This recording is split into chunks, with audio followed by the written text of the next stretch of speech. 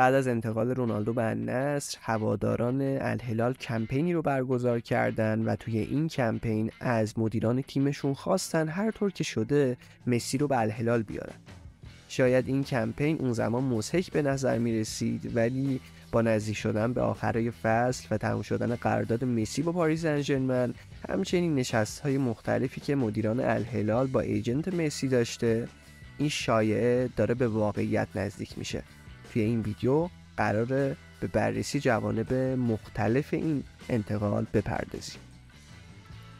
روزنامه مارکا مدعی شد که سران دولت عربستان خوشبین هستند که لیونل مسی راهی الهلال میشه. در شرایطی که هنوز وضعیت لیونل مسی برای فصل بعد نامشخصه، روزنامه مارکا مدعی شده که مدیران ورزشی و سیاسی عربستان به جذب فوق ستاره آرژانتینی امیدوارند و گذر زمان هم روز به روز این امیدها رو به حضور کاپیتان آرژانتین در خاورمیانه افزایش داده.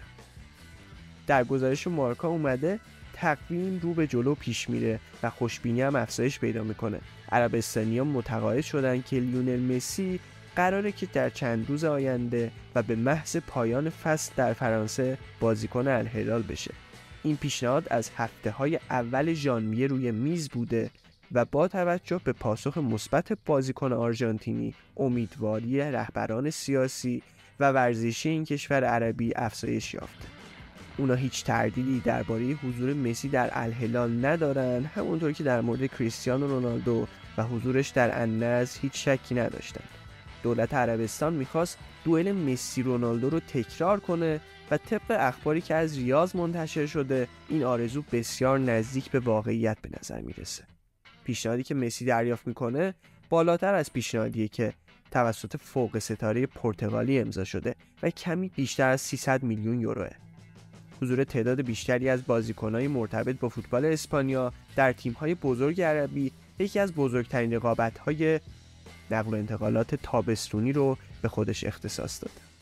بوسکتس، جوردی آلبا، ناچو، بنزما، مودریچ و حتی آلوارو موراتا از جمله نام‌هایی بودند که در هفته‌های اخیر به تیم‌های عربی لینک شدند، اما همگی اونا نسبت به حضور مسی در عربستان در اولویت دوم قرار دارند.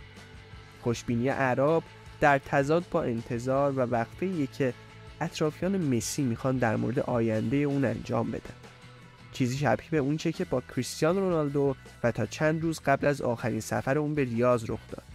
علاوه بر این، بارسلونا همچنان به عملیات بررسی و آنالیز صورت‌های مالی و اقتصادی برای دریافت تاییدیه لالیگا ادامه میده.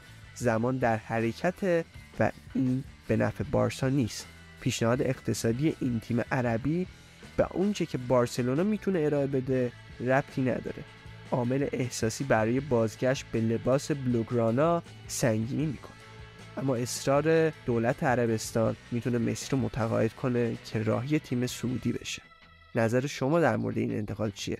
به نظرتون مسی بالاخره بازیکن الهلال میشه یا به خونه خودش بارسلونا برمیگرده؟